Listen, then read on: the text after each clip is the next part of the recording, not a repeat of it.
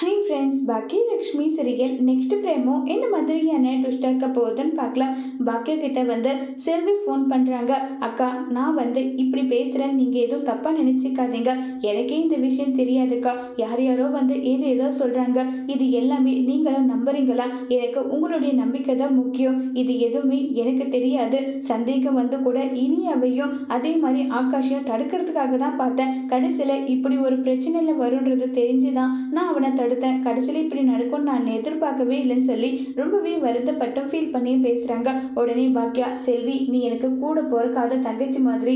இதில் நீ மன்னிப்பு கேட்கறதுக்கு எதுவும் இல்லை. 2 பசங்க காதலிச்சிருக்காங்க. இதில் என்ன தப்பு இருக்குன்றாங்க. அக்கா, நீங்கள் தெரிஞ்சுதான் பேசுகிறீங்களா? என் பையனோட சந்தோஷம் எனக்கு முக்கியம். அவனை நிம்மதியாக வாழ விடணும்னு ஆசைப்படுறேன். இந்த குடும்பத்துக்கிட்ட அவன் சிக்கி சின்ன பின்னம் ஆகிறதெல்லாம் நான் விரும்பலை. வேண்டாக்கா, இப்படிப்பட்ட விளையாட்டே வேண்டாம். நீங்கள் வேணும்னா உங்கள் பொண்ணோட ஆசைக்காக கல்யாணம் பண்ணி வைக்கணும்னு முடிவு பண்ணியிருப்பீங்க. ஆனால் எனக்கு அப்படிப்பட்ட ஒரு எண்ணமே கிடையாது.